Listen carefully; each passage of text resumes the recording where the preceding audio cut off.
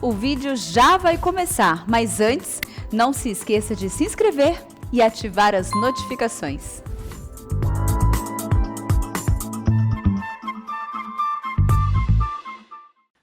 A igreja pode assentar-se. Convido os irmãos a abrirem as suas Bíblias na carta que Paulo escreveu a Tito. Nós faremos a leitura, capítulo de número 2. Tito, capítulo 2.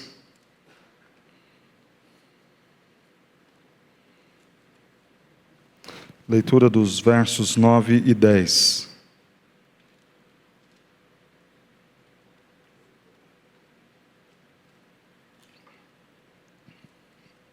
Tito, capítulo 2, versos 9 e 10. Tema da nossa exposição nesta noite: crescendo profissionalmente. Trazendo algumas informações desta carta. Esta é uma carta escrita pelo apóstolo Paulo, já no fim do seu ministério, muito provavelmente no ano 64, período entre a sua primeira e a sua segunda prisão em Roma. Neste intervalo entre as duas prisões, Paulo escreve então a Tito. Tito, um gentil, convertido, muito provavelmente na primeira viagem missionária em que Paulo sai da Antioquia em direção a Jerusalém, prega então em regiões gentílicas, onde Tito ouve a palavra do Senhor e passa a seguir o apóstolo e ser alguém de grande valia na vida do apóstolo Paulo. Tito foi chamado pelo apóstolo Paulo para ser um resolvedor de problemas. É Tito responsável por levar a carta aos coríntios, bem como também ficar ali naquela cidade, na cidade de Corinto, e tratar os problemas sérios daquela igreja. Mais uma vez, Paulo vai convocar Tito para resolver o problema de uma outra igreja, de uma outra região, a cidade de Creta, a ilha de Creta, onde haviam ali judeus convertidos e também alguns gentios convertidos. Creta era uma cidade, uma ilha no meio do mar Mediterrâneo, mais ao norte ali da África, então era um local de passagem para aqueles viajantes que saíam da região norte da África, indo para a região sul da Ásia Menor, passavam e paravam ali em Creta. Então Creta era marcado por uma diversidade muito grande de pessoas, de crenças, de religiões, de deuses. O paganismo era muito presente em Creta, e ser cristão em Creta era conviver constantemente com pessoas que não eram favoráveis ou não eram simpatizantes à fé evangélica, à fé cristã. Neste contexto de uma igreja tomada ao seu redor pelo paganismo, Paulo escreve a Tito pedindo para que ele colocasse em ordem as coisas ali em Creta, para que as coisas fossem melhor vivenciadas e experimentadas dentro da fé cristã naquela ilha. Paulo envia Tito, envia também esta carta, pede para que alguns cuidados fossem tidos com a liderança da igreja, e depois também passa a orientar diversos grupos, os homens, as mulheres, os jovens, e agora, no texto em que leremos, aqueles servos que trabalhavam e serviam a chefes e patrões não crentes, pagãos, com práticas pecaminosas. Paulo vai orientar a Tito como lidar com estes. E diz assim o texto da nossa exposição nesta noite: quanto aos servos, que sejam em tudo obedientes ao seu Senhor, dando-lhe motivo de satisfação, não sejam respondões, não furtem, pelo contrário, deem prova de toda a fidelidade, a fim de ornarem em todas as coisas a doutrina de Deus, nosso Salvador. Ser um profissional melhor é algo que crentes e não crentes desejam. A questão aqui é a motivação. Qual a motivação o crente terá para ser um profissional melhor e qual a motivação o ímpio terá para ser um profissional melhor? Fato é que tanto um quanto o outro desejam crescer na sua vida profissional. E é muito belo ver que o Senhor, desejando colocar em ordem todas as coisas na vida de uma igreja, trata desta questão profissional. A motivação do ímpio, ao se falar da vida profissional, por vezes está na ganância, na cobiça do seu coração. Ganhar mais dinheiro, ter sucesso, projeção profissional, ter a satisfação e a realização dos seus feitos, o crescimento na sua carreira. Já a motivação do justo, pelo menos esta é a que se espera, é glorificar a Deus por meio do seu trabalho. E quando nós lemos o texto de Tito e olhamos toda esta carta, percebemos que Paulo coloca este assunto aqui muito preocupado não com a riqueza ou prosperidade do povo. Paulo falará sobre a vida profissional e como o crente deveria se portar diante das suas relações comerciais, justamente focando na glória de Deus. Quando nós olhamos esta pequena carta, algo nos chama a atenção. A grande preocupação do apóstolo Paulo com a reputação dos crentes e da igreja diante da sociedade. Em 7 momentos, Paulo vai falar sobre isso. Paulo vai dizer lá no capítulo 1, verso 7, em relação aos bispos, aos líderes, que eles deveriam ser irrepreensíveis. E esta condição diante da sociedade, que ninguém de fora tivesse o que apontar da liderança da igreja. Ainda no capítulo 1, verso 16, tratando sobre os falsos mestres, Paulo vai dizer que eles pregavam a palavra, no entanto, com as suas obras negavam a Cristo. Mais uma vez, a preocupação com as obras que são o meio para testemunhar Cristo diante da sociedade. No capítulo 2, verso 2, dirigindo-se aos homens mais velhos da igreja, Paulo diz que esses homens deveriam ser respeitáveis. Diante da sociedade, diante dos de fora, eles deveriam ser vistos com grande admiração. Ainda no capítulo 2, verso 5, falando agora às mulheres, que essas deveriam ser dignas para que a palavra de Deus não fosse, por meio do comportamento delas, difamada. Veja a preocupação do apóstolo. Tenham vocês, mulheres, um proceder de verdadeiras cristãs, para que a palavra do Senhor não seja difamada. Escrevendo e falando agora pessoalmente com Tito, ele diz: torna-te padrão para os demais. O seu testemunho, o seu exemplo precisa ser padrão para os demais. No verso 8 do capítulo 2, não tendo indignidade nenhuma para ser apontada em você, para dizer a nosso respeito.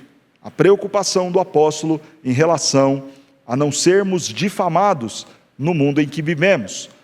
No capítulo 2, verso 10, texto em que nós lemos que o comportamento dos servos tornem ainda mais bela a palavra de Deus. E no verso 12, vivamos no presente século, sensata, justa e piedosamente. Todos esses textos que rapidamente eu citei, contextualizando a carta, mostram que Paulo tinha uma preocupação muito grande com o comportamento da igreja no mundo e na sociedade. Veja que Paulo escreve para Tito e pede: Tito, coloque as coisas em ordem em Creta. Tito, esta igreja está inserida em um contexto pagão, em um contexto adverso, em um contexto em que a sedução dos falsos ensinos é muito grande. Coloque em ordem as coisas, trate com a liderança, trate com as diversas classes da igreja, mas neste processo de colocar em ordem todas as coisas, para que a glória de Deus fosse manifestada entre os homens, o testemunho desta igreja falaria muito alto. O testemunho desta igreja precisaria ser tratado. Qual é o grande objetivo de Paulo?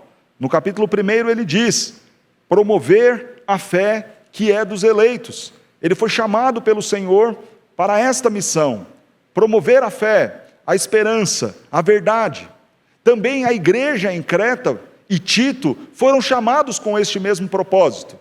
Colocar em ordem, então, era fazer com que todas as coisas funcionassem muito bem, ao ponto de que, de fato, a fé dos eleitos fosse promovida, ao ponto de que, de fato, Cristo fosse testemunhado.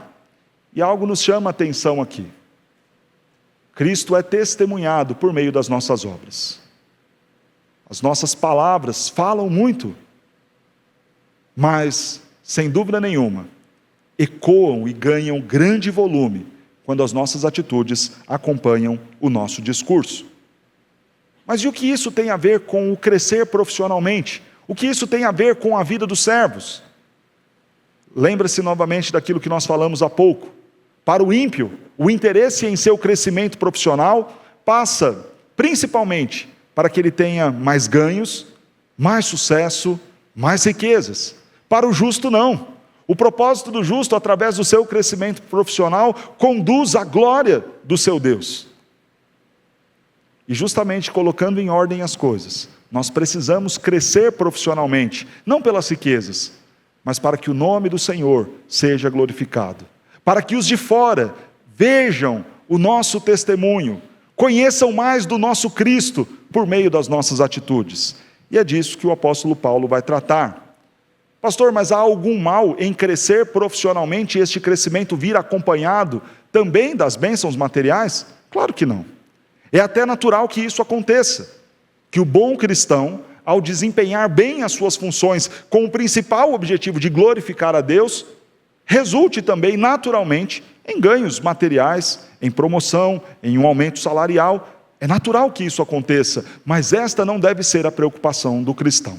Por isso, quando nós falamos sobre crescer profissionalmente, não pense que esta será uma exposição coaching do tipo que eu vou te dar 3 ou 4 lições para que você seja um profissional nota 10, ganhe muito dinheiro e tenha prosperidade em sua vida. Não é esse o objetivo. O objetivo é, ouça aquilo que Paulo vai dizer aqui, ouça os 3 ensinamentos que o apóstolo Paulo nos trará sobre crescer na vida profissional, para glorificar a Deus, para que o seu testemunho dentro da sua empresa possa fazer com que o nome do Senhor seja glorificado. E se no meio de tudo isso, você ainda tiver uma condição profissional melhor financeiramente falando, louvado seja Deus por isso. Paulo vai nos ensinar 3 coisas aqui. Como que nós crescemos? Obediência, respeito e honestidade. 3 coisas que você precisa ter na sua vida profissional, colocar em ordem na sua vida profissional, para crescer, para glorificar a Deus, para testemunhar de Cristo onde você está. Primeiramente, falando da obediência, Paulo vai nos dizer, quanto aos servos, que sejam em tudo obedientes. A sujeição é o resultado de uma vida cheia do Espírito Santo. O que Paulo está pedindo àqueles servos é que eles sejam obedientes. Quando nós lemos o texto de Efésios, capítulo 5, verso 21, nós vemos que o resultado daqueles que não se embriagam com vinho, mas se enchem do Espírito Santo, entre outras coisas, é sujeitar-se uns aos outros. Qualquer pessoa cheia do Espírito Santo está disposta a obedecer. Não é alguém anárquico, não é alguém que foge das regras. Muito pelo contrário. Antes o seu prazer está na lei do Senhor. Ele não tem problema com as regras, ele não tem problema com a obediência, ele não tem problema com a sujeição. Logo, você aprende que ser cheio do Espírito Santo resultará na sua vida em ser alguém disposto a obedecer. E se você tem tido dificuldade para obedecer às ordens do seu patrão, para obedecer às ordens talvez da sua empresa, da sua liderança, significa dizer que você tem que pensar muito bem como está a sua vida de relacionamento com Deus. Quem não se sujeita a Deus, tem dificuldade de se sujeitar ao próximo. E se esta é a sua realidade, se o tempo todo você está insatisfeito em seguir ordens, tome cuidado, porque talvez até mesmo as ordens de Deus, você esteja indisposto a seguir e se sujeitar. Dizem-se muito em nosso país, que o brasileiro é um povo empreendedor. Talvez esse empreendedorismo todo esteja escondendo simplesmente corações autônomos demais, corações insubmissos, corações que não querem se sujeitar, corações orgulhosos, que não querem trabalhar dentro de um horário e dentro de certas regras. O seu empreendedorismo, a sua veia empreendedora é motivação do quê? De um coração de alguém que quer fazer algo melhor, diferente daquilo que tem sido feito até então, ou simplesmente um coração de alguém que não quer mais ter chefe. Se sujeitar é resultado de alguém que está cheio do Espírito Santo. Mas ainda falando sobre obediência, ela também indica humildade e respeito. Alguém cheio do Espírito Santo consegue entender que é um pecador, que o seu pecado lhe coloca em condições de que regras serão importantes. Este alguém consegue respeitar o outro. E quando nós obedecemos, demonstramos àqueles que nos lideram que nós somos humildes. Eu sou humilde o suficiente para ouvir alguém, para aprender com alguém, para ser direcionado por alguém, para até mesmo abrir mão de algumas convicções minhas e ouvir aquilo que o outro tem a me ensinar e me conduzir. A obediência também proposta aqui no texto nos aponta para uma bênção muito especial, a bênção de ser liderado. Às vezes nós nos iludimos com os cargos de chefia, nos iludimos com a ideia de estar sempre no topo do comando de uma empresa, como se isto fosse a situação mais cômoda, mais confortável, de maior privilégio, e nem sempre é assim. Aqueles que lideram sabem o peso de ter que tomar decisões e as suas decisões impactarem diretamente no serviço de outras pessoas, no sustento de outras famílias. Há uma bênção em sermos liderados. Há uma bênção em ser servo de alguém.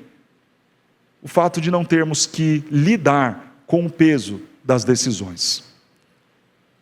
Mas qual será o limite dessa obediência? Cegamente, então, eu tenho que ouvir? E pensando aqui no contexto dos cretenses, numa sociedade pagã, ímpia, que não temia o Senhor, que não amava o Senhor, vamos obedecê-los em tudo? Talvez este era justamente o questionamento daqueles cristãos. Paulo, você está propondo isso porque você não conhece quem são os nossos chefes. Você não sabe o tamanho da imoralidade deles, da perversidade deles. E isso desmotivava aqueles crentes a servirem em seus empregos. Como, pastor, eu vou saber o limite para a minha obediência? Há uma regra preciosíssima. Se algo que está sendo pedido a mim contraria diretamente um preceito da Escritura, então isto eu não faço. Há uma lei maior do que os códigos de ética da minha empresa, maior do que as regras de convivência do meu setor. Esta lei maior é a palavra de Deus. Aquela que é perfeita, tal qual nós lemos no Salmo 19, na abertura do nosso culto. Este será o meu padrão, o meu parâmetro, para saber se eu obedeço ou não. Veja que não é o seu gosto pessoal. Veja que não é a sua opinião, as suas preferências, a sua ideia de gestão, mas a Escritura. Talvez contrarie o meu gosto pessoal, mas se não contraria a Escritura, então eu vou obedecer. Talvez eu tenha uma ideia melhor, que só será comprovadamente melhor se executada. Mas se o meu chefe está mandando, está pedindo, está dando a ordem, e aquilo não contraria a Escritura, não contraria algo que Deus preceituou, ainda que isto contraria a minha vontade, eu vou cumprir e farei. O texto vai nos dizer, em tudo sejam vocês obedientes. Em tudo o quê? Em tudo aquilo que não contrariar a lei maior, a palavra de Deus. Dando-lhe motivo de satisfação. Olha que interessante. Esta obediência produzirá no coração daquele ímpio, lá de Creta, que não ama a Deus, que não teme ao Senhor, produzirá no coração dele satisfação. Quando nós lemos o Salmo 37, aprendemos algo preciosíssimo, de como lidar com aqueles que fazem o mal. E o texto começa dizendo o seguinte: não te indignes por causa dos malfeitores. Talvez este fosse o sentimento dos crentes em Creta. Como é que é, Paulo? Obedecer àquele chefe? Obedecer àquele senhor que é mau, que é cruel, que é ímpio, que não ama Deus, que adora ídolos? É. E aí ouça o Salmo 37, não te indignes por causa deles. Não te indignes, não tenha inveja deles. Antes, faça o bem, habita na terra e alimenta-te da verdade. O que o Salmo 37 está dizendo é o seguinte: agrade aquele malfeitor, habite na terra, faça aquilo que é certo, aquilo que é correto, glorifique a Deus. É a Deus que em última instância você está servindo, ainda que isso resulte na satisfação daquele que não mereça. Mas este sempre será o melhor caminho. O texto nos fala sobre obediência, mas também nos fala que o comportamento que nós devemos ter na nossa vida profissional que agrada a Deus passa também pelo respeito. Obediência e respeito. O texto vai nos dizer, não sejam respondões. A palavra grega utilizada aqui, antilegontais,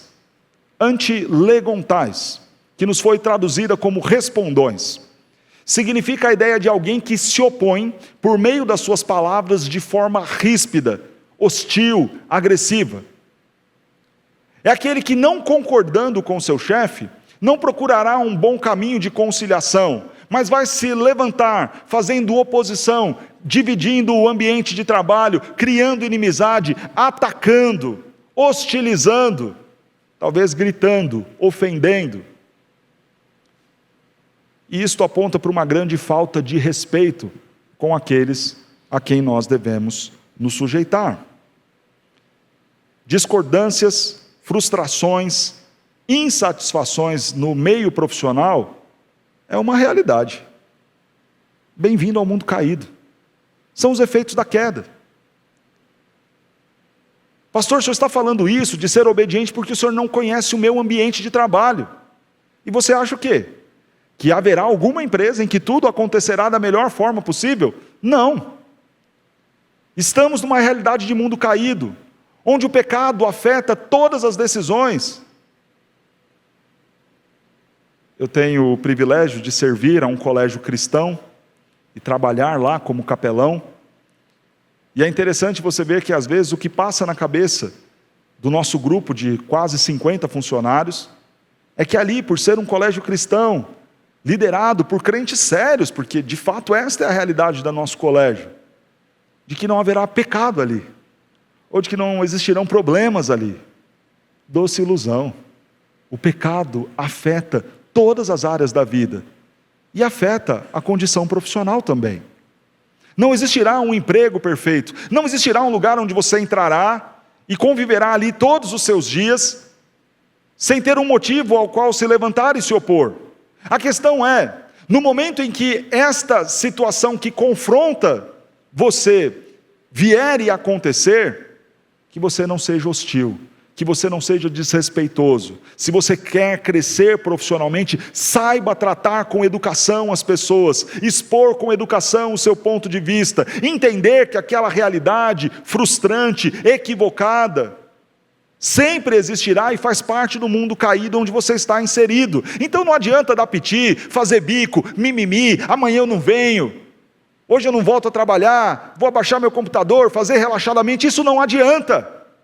É um mundo caído, será assim nesta empresa e na outra, e na outra, e na outra, e até mesmo em uma empresa cristã. Qualquer atitude hostil, revoltosa, não glorifica a Deus. E não será um bom testemunho seu enquanto cristão. E às vezes nós caímos no pecado de dizer, pastor, mas quem é, ou para quem é, tá bom demais. Eu só sou esse funcionário assim, relaxado, porque para a minha empresa já está bom demais, eles não merecem melhor do que isso. Talvez a empresa não, mas o seu Deus merece.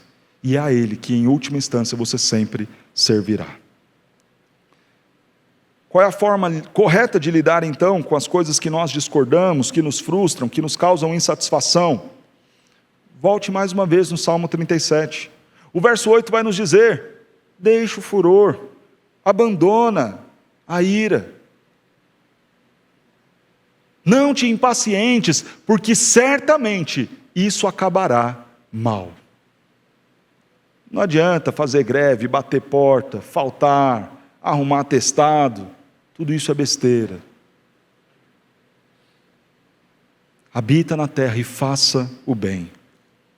Olha o que Jeremias nos fala e nos ensina, escrevendo a um povo que estaria numa condição, lá na Babilônia, de servidão a uma nação ímpia, recebendo o castigo do Senhor. Talvez nós pensássemos que Jeremias poderia dizer, não, já que vocês estão aí na Babilônia, sirvam de qualquer jeito, os babilônicos não merecem o melhor do povo de Deus. Mas não é isso que ele diz. O Senhor diz o seguinte, procurai a paz da cidade, para onde vos desterrei, e orai por ela, porque na sua paz vós tereis paz. Faça o bem. Procure o bem, o melhor trabalho, o melhor esforço, o melhor do seu tempo, do seu talento, dos seus recursos, se aplique ali, dedique-se, faça o bem, não seja um respondão, fazendo coisas erradas e desonrando o Deus a quem você serve. Obediência, respeito e, por fim, honestidade. O texto vai nos dizer então, não furtem, pelo contrário, deem prova de toda fidelidade. De toda fidelidade. Não furtem.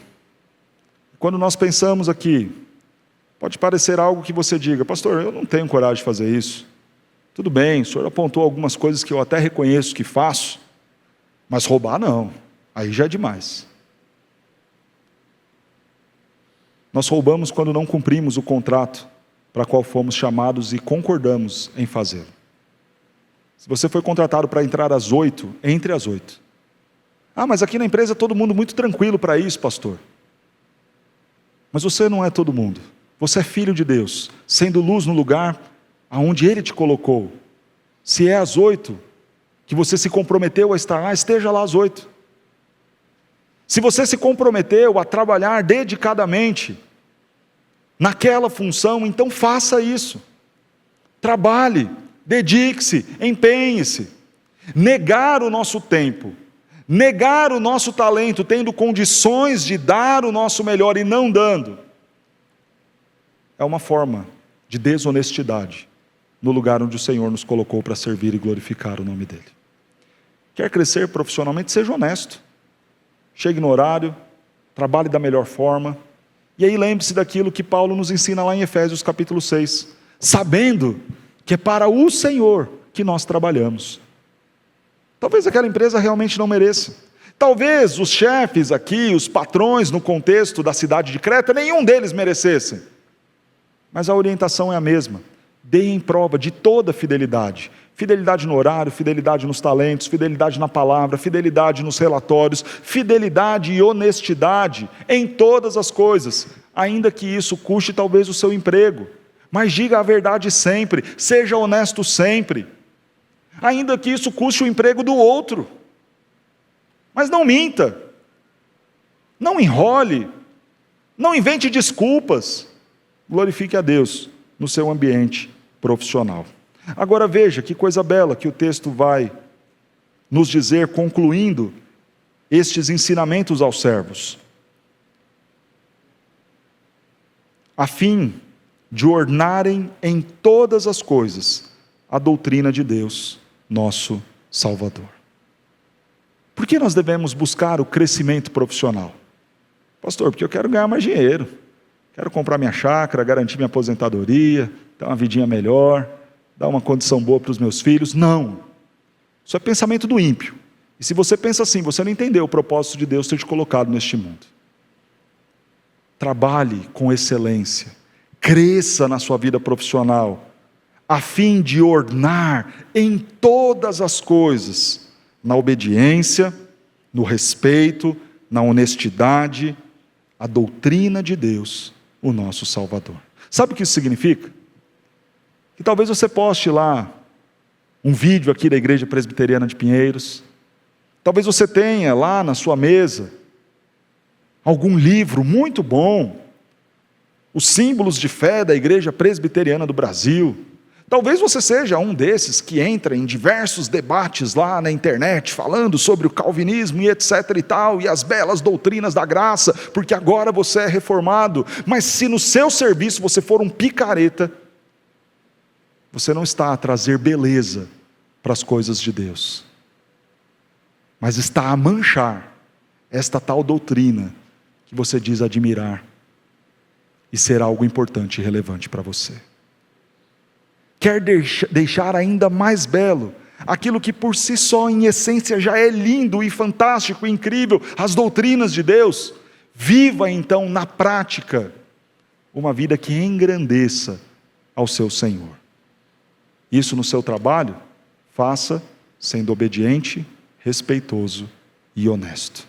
Assim, quando lá na hora do almoço, alguém te ver orando, agradecendo o alimento, o seu comportamento de obediência, respeito e honestidade fará daquela oração algo mais belo.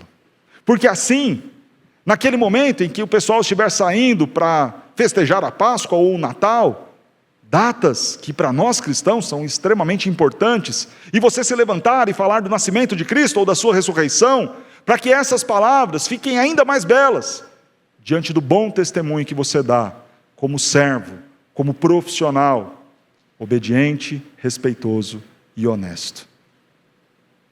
E se há uma motivação para você fazer isto, esta motivação não deve ser a sua empresa, não deve ser o seu salário, esta motivação deve ser o Cristo, que na cruz morreu em seu lugar.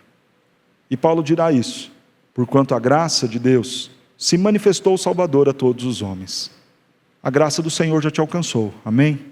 Você é cristão, louvado seja Deus. Esta graça que mostra que você era servo e escravo de Satanás, mas agora é livre em Cristo Jesus. Esta graça já foi manifestada a você. O Espírito Santo já despertou vida em seu coração. Então que isto seja uma motivação para você servir a Deus no seu ambiente de trabalho. Educando-nos para que, renegadas as impiedades e as paixões mundanas, vivamos no presente século sensata, justa e piedosamente. Não apenas fomos alcançados por esta graça, como também temos sido edificados pelo Senhor e transformados pelo Senhor constantemente.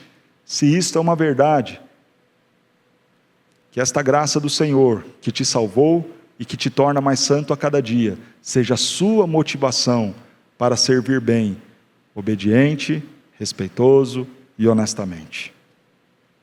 Aguardando a bendita esperança e a manifestação da glória do nosso grande Deus e Salvador Jesus Cristo, a qual a si mesmo se deu por nós, a fim de remir-nos de toda iniquidade. A graça, a santificação e a esperança da glória futura. Que isso seja a sua motivação para ser um bom servo, para crescer na sua vida profissional, obedecendo, respeitando e sendo honesto. Olhe para aquilo que Cristo fez, a graça que já foi manifestada a você. Olhe para esta graça que te santifica a cada dia e olhe para a graça que garante para você a esperança de dias melhores. No futuro, nós reinaremos com Cristo. No futuro, nós serviremos não a homens maus, ímpios. Serviremos no novo céu e na nova terra, ao próprio Senhor, ao lado dos nossos irmãos em Cristo. E lá sim, não mais afetado pela queda, diante da consumação de todas as coisas, desfrutaremos de um ambiente de trabalho perfeito, onde as coisas serão muito mais fáceis. Se a sua empresa não te motiva, que Cristo seja a sua motivação, que você cresça profissionalmente, em nome de Jesus.